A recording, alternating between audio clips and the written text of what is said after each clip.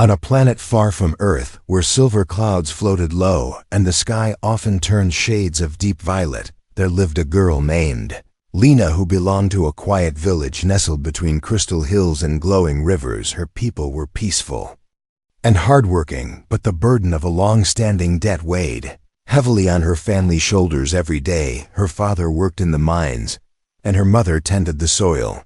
Yet no matter how hard they labored, the debt only grew larger, like a shadow that refused to fade. Lena was the eldest child and carried the pain of her family in silence. Every night she would sit by the window, watching the stars, whispering questions to the darkness, wondering if there would ever be a way out of the chains that held them. One evening, as the sun dipped behind the hills and the sky turned a deep red, a messenger arrived from the ruling council. His voice was cold, his expression firm. He brought news that shattered whatever little hope remained in their hearts. The council had decided to collect the debt in the old way, a tradition rarely used but still written in the laws. A member of the debtor's family was to be married off to an outsider, someone from the off-world colonies who had agreed to accept a bride in exchange for settling the debt. Lena's parents fell into despair. Her younger brother cried in fear. Lena, however, stood still like stone, not because she was not afraid, but because something in her heart had already made the decision. She looked at her mother's tired face, her father's trembling hands, and without waiting for them to speak, she stepped forward and accepted the bargain. She would leave her home, marry a human stranger, and in return her family would be free from the cruel weight that had crushed them for so long.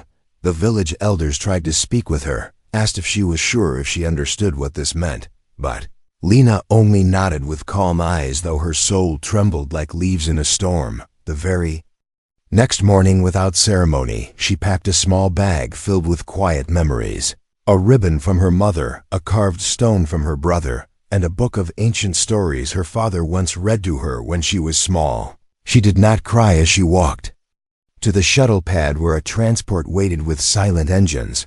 Her steps were steady, though each one pulled at her like heavy chains. The pilot did not speak as she entered, only gestured toward a seat, and began the journey toward the human settlement. On the other side of the planet, Lena had heard stories of humans, loud, strange, unpredictable creatures who built metal towers and flew across space with fire and light. She wondered what kind of man would accept a wife through such an agreement. What kind of life waited for her in the unknown? Her thoughts swirled with questions, but her face remained calm. Her people were known for their strength and silence, and now more than ever she needed to be strong.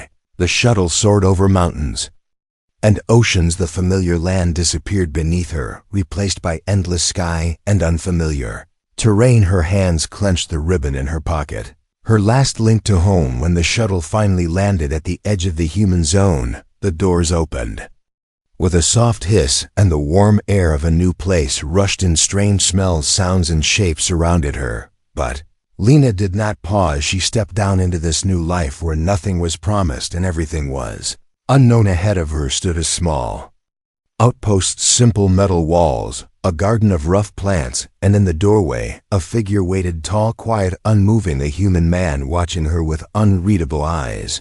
This was the stranger. She would marry the man whose name she did not yet know, the man who now held the key to her family's freedom. She did not know what he was thinking. She did not know what she would find in the days to come. But she had taken the first step, and there was no turning back now. This was not love. This was not choice. This was sacrifice wrapped in silence. But even in her fear, Lena felt something flicker deep inside her, a whisper that maybe, just maybe, this new path held something more than survival. Perhaps something unexpected waited in the quiet between two strangers standing at the edge of a shared fate.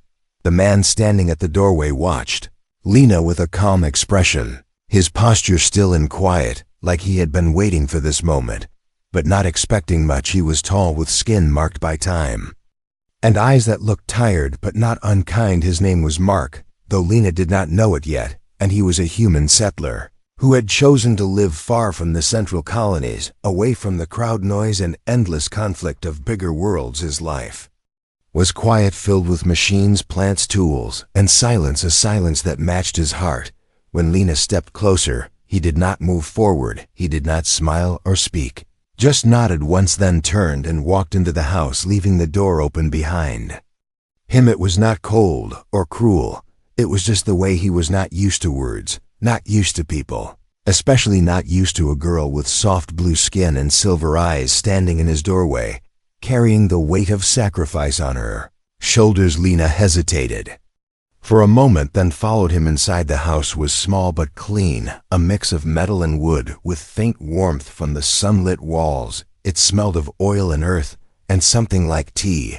She stood near the entrance, unsure of where to go or what to say, but then Mark returned holding a simple box. He pointed toward the far room. A gesture not of command but of offering. She stepped into the room and found a space prepared for her, a bed with soft covers, a small shelf, a table with a light. There were no locks, no barriers. He had given her the best room. Without a word that evening, he cooked a meal in silence and placed a plate in front of her. It was unfamiliar food, but not unpleasant.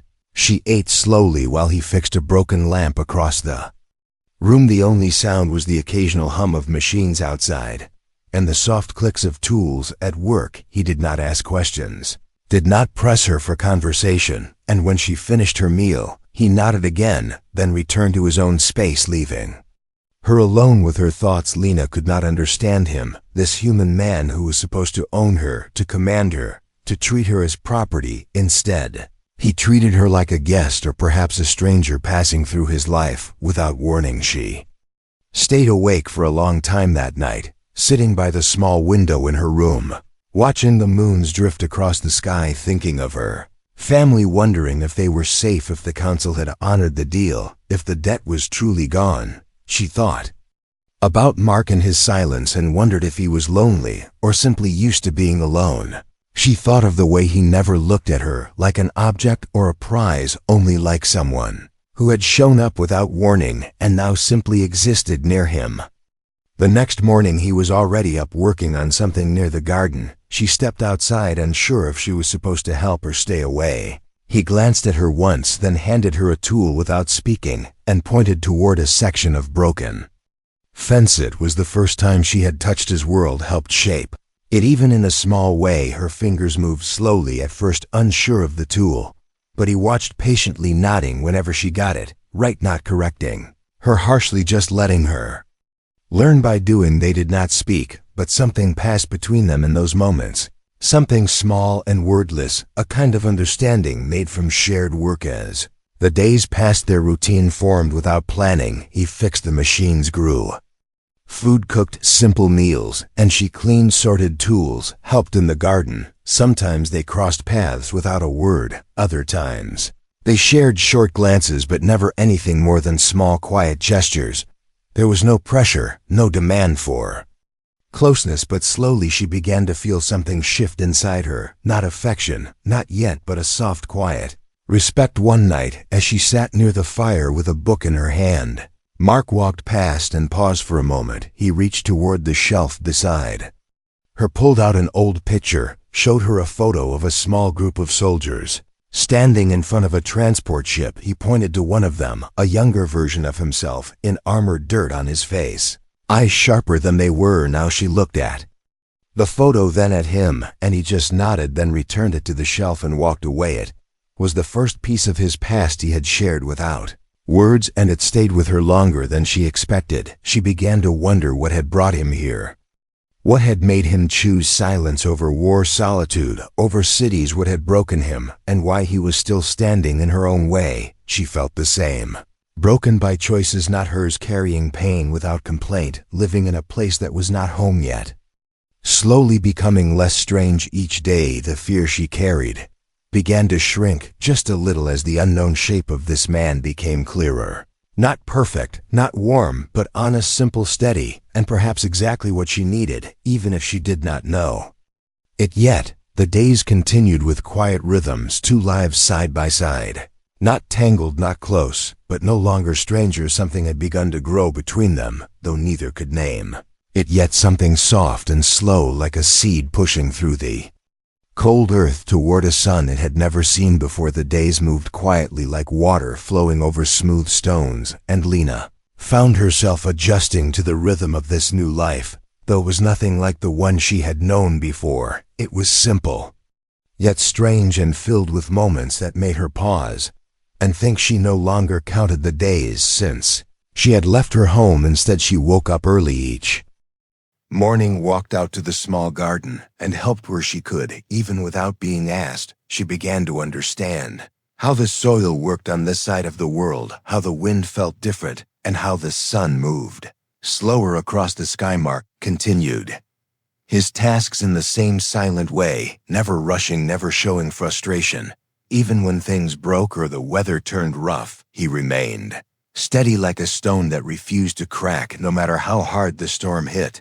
Lena watched him with quiet curiosity, wondering what kind of man lived this way, so far from others, with no one but machines and dust for company. He spoke little, but when he did, it was always clear, never sharp, never cold, only the truth in short, simple words that made more sense than long speeches ever could. One morning, while working near the edge of the field, Lena noticed a drone lying half buried in the dirt.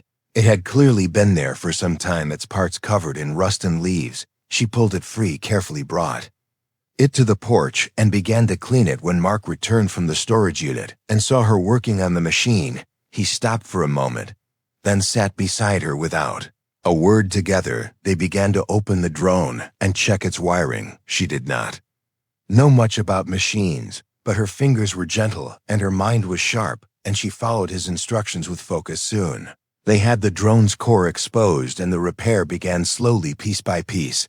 Mark handed her tools while she held parts steady. Their hands brushed a few times, and though they said nothing, a quiet feeling began to form between them. Not of romance, not yet, but of shared space and mutual presence. That evening, after the drone's lights blinked back to life, Lena smiled just a little for the first time since she arrived, and Mark nodded once, a small sign of approval, not forced, not polite, just real and honest. After dinner, they sat near the fire once more, and she asked him a question about Earth. The first time she had spoken more than a few words to him, he told her about the forests he had walked through, the sound of birds in the early morning, the taste of rain on stone streets. She closed her eyes and listened, imagining those places in her mind, painting images with the stories he told. In return, she shared a memory from her own childhood, the time her brother tried to fly using broken wings made of leaves, the way their mother laughed and clapped as he jumped off a rock and landed in soft pile of flowers. Mark listened quietly, not laughing, not interrupting, just listening, and when she finished, he said it was a good memory, one worth keeping, and she felt warmth spread in her chest, a warmth she had not felt in a long time. Over the next few days, the silence between them changed. It was no longer filled with fear or hesitation.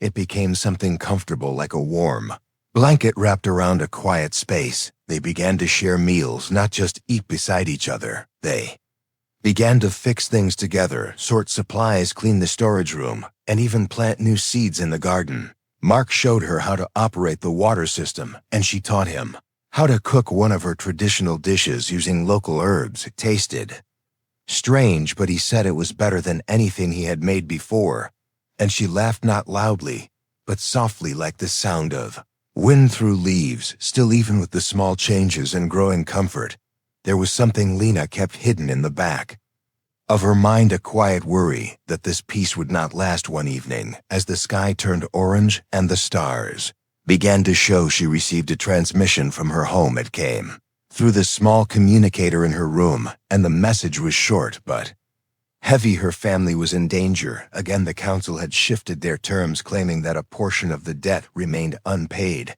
and that her brother might be taken as punishment. Her hands shook as she read the words, and tears welled in her eyes, but she wiped them quickly and walked outside, where Mark was sitting on the porch working on a broken panel. She stood in front of him, eyes wide and filled with storm, and told him what the message said. Her voice cracked with anger and fear. She accused him of being part of the council's game, of accepting her only to trap her people, of pretending to be kind while her family still suffered. Mark looked up slowly, his expression calm but serious. He stood and walked inside without saying a word.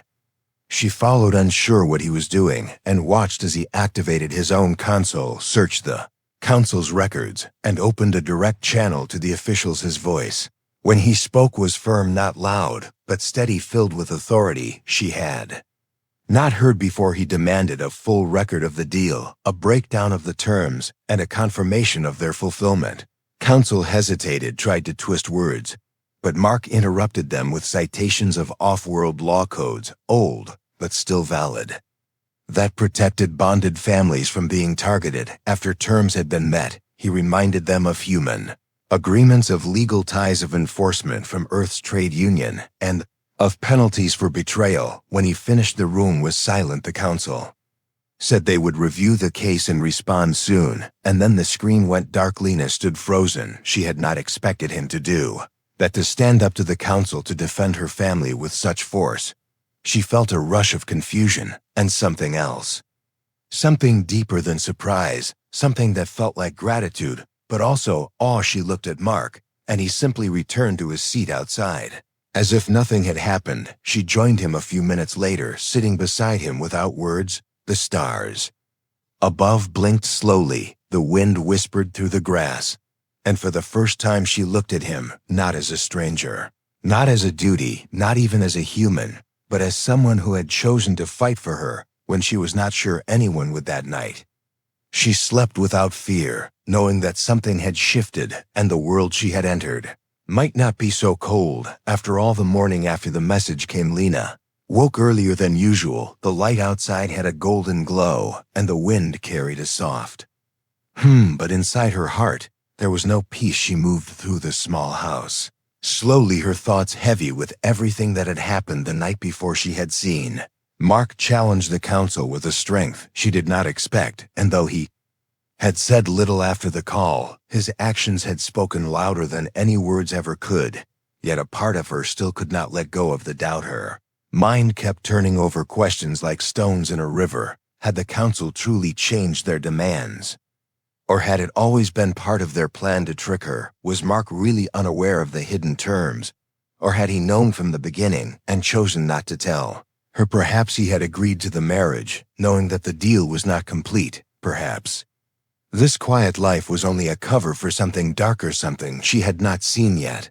The thoughts swirled around her until they felt like a storm that refused to come. When Mark entered the main room, carrying a repaired part from the storage unit, she turned to face him, her eyes sharp and filled with tension. Her voice trembled slightly as she asked him whether he had known about the council's trick, if he had agreed to take her with conditions that were never spoken. His brow furrowed for the first time since she arrived, and he placed the part on the table before speaking, his voice low and steady. He said he had not known the full truth, and that he had never wanted her to be caught in a trap. He told her he had accepted the offer because he had been tired of war, tired of being alone, and tired of living in a place that felt like a shell around a life that had already ended. He said that when he heard of the tradition, when he was offered a way to create something different, something peaceful, he said yes without asking too many questions, because he had nothing left to lose.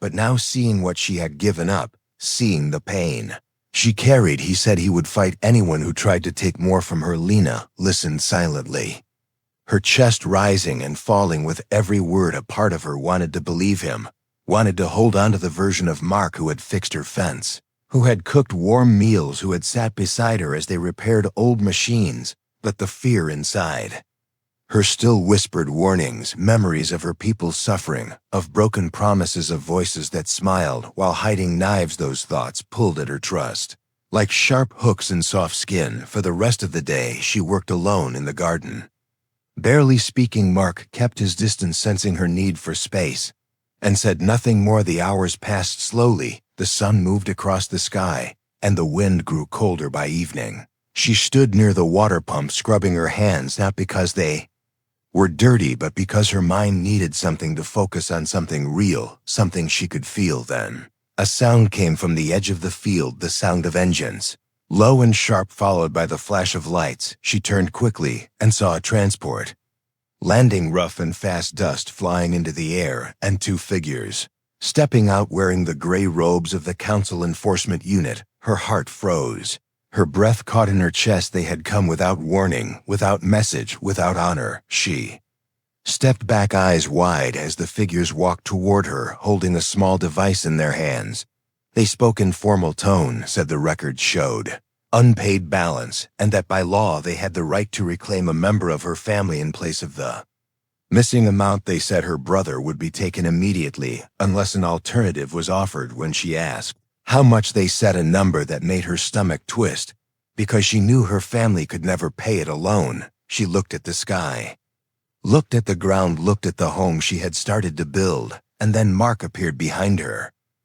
He walked forward slowly, not with rage but with firm steps, his voice calm but powerful. As he spoke, he told the officers that their law was flawed, that their records had been challenged and reviewed, that until a legal ruling was confirmed, they had no right to take anyone from anywhere. He held up his identity badge, his Earth clearance, his signed copy of the trade agreement between the Council and the settler colony. He read the terms word for word and pointed out the parts that protected bonded families. The officers hesitated, shifted uncomfortably under his gaze, said they would report this to the Council, and waited for him to step aside.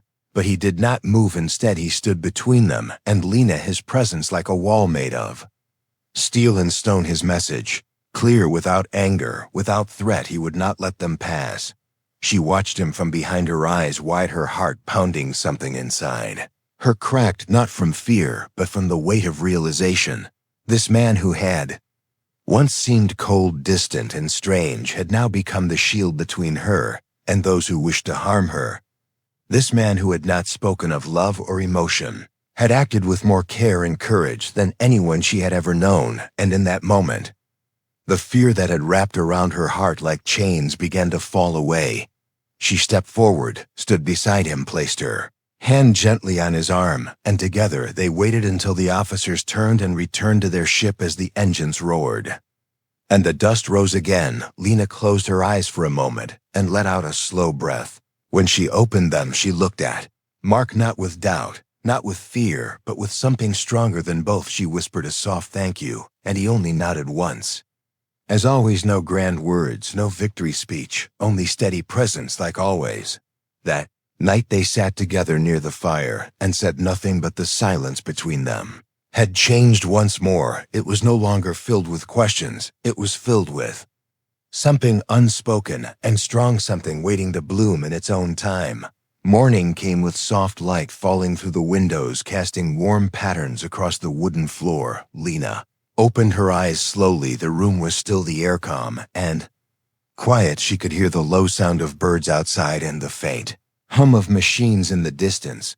But inside, her thoughts were louder than ever. She sat up, wrapped her arms around her knees, and stared at the soft light on the wall, thinking of everything that had changed since she first stepped into this place as a girl forced into marriage by a council that saw her family as numbers on a screen. In the beginning, she had come with fear in her heart and weight on her shoulders. She had expected coldness, expected silence, expected to survive without feeling anything. But the days had turned into weeks, and the weeks had carved out a space around her, not made of comfort, but made of truth, and slowly that truth had turned into something she could breathe, something she could stand on without shaking. She walked outside and saw Mark already working near the garden, his sleeves rolled up, his hands stained with soil and oil and effort. He glanced up for a moment when she appeared, then looked back at the task in front of him as if nothing was different, as if today was just another day. But something had changed, something had finally found its shape in her heart, and it was waiting to be spoken before she could say anything. The small communicator on the table near the door beeped with a sharp sound. She stepped inside, picked it up, and listened to the message, her hands trembling slightly. It was from the council, not a threat, not a warning. This time only a confirmation. The challenge had been accepted, the review completed, and the debt was marked as settled. Her family was safe, her brother would not be taken, and no further action would be pursued. The message ended with silence, and for a long moment she stood there, staring at the small screen with wide eyes, her breath caught between relief and disbelief. Then slowly her lips curved into a smile, a soft smile born from something deeper than happiness. It was peace. She went to her room, gathered the few things. She had brought with her the ribbon, the carved stone, the book, and then she placed them in a small bag with careful hands before walking outside again. Mark was still near the garden, his back to her, working quietly without hurry. She stood there. For a while, watching him, remembering the way. He had stood between her and the officers, the way. He had spoken for her when her own voice had broken under the weight of fear. She called his name softly for the first time, not because she needed help, not because she had a question, but because she wanted him to look at her, and when he turned to face her, she stepped forward and told him the news. The debt was gone, her family was safe, her part in the bargain complete, and now she had a choice.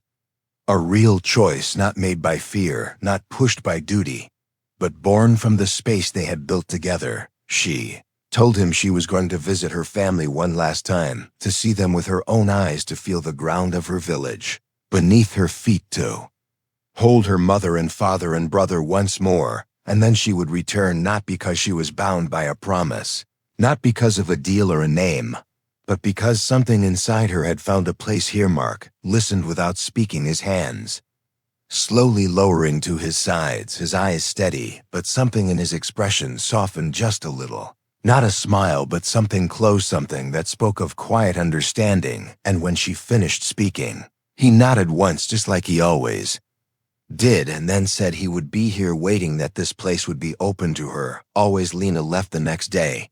The shuttle took her across the skies once more, but this time, her heart was light, her eyes clear. She ran to her family when she saw them on the hill, their arms around her, tears falling, but no longer tears of fear. They were safe. The walls around their home still standing, the fields still full of life. They laughed, they cried, they shared stories until the stars filled the sky. She stayed for a few days, walking through the village, speaking to elders, visiting the places she had known as a child, but though it was warm, though it was full of love, something inside her kept turning toward the thought of that small house on the edge of the settlement, the garden, the tools, the quiet space that had become a mirror of her soul. On the seventh morning, she stood near the river and closed her eyes, letting the wind wrap around her one last time. Then, without speaking to anyone, she picked up her bag and walked back to the landing point, boarded the shuttle, and began the journey once more. When she arrived at the house, the door was closed, but the lights were on, and the garden had been watered. She stepped forward and knocked once lightly, and the door opened almost at once. Mark stood there, same as before, quiet, steady. No questions in his eyes, only a calm that welcomed her. Without words, she looked up at him, and then, without asking, without hesitation, she stepped forward into the house, into the space they had built together. She placed her bag down near the table, sat on the chair, and watched as he poured her a cup of tea. Her hand reached for it, and their fingers touched only for a second, but that was enough. In that moment, everything changed, not with loud words, not with grand promises, but with presence, with choice, with truth. Lena had returned, not as a bride, not as a debt, not as a stranger, but as someone who had seen the worst of fate and still chosen to hope. She smiled at him, a real smile full of quiet joy, and he returned it, not with a grin, not with laughter, but with the same soft look he had given her when she first arrived. Now, they were no longer bound by tradition, no longer held by fear. They were simply two souls who had found each other across stars and silence, and together they would build something new, not perfect, not easy, but real. And for the first time since the story began, the future felt like their own. The end.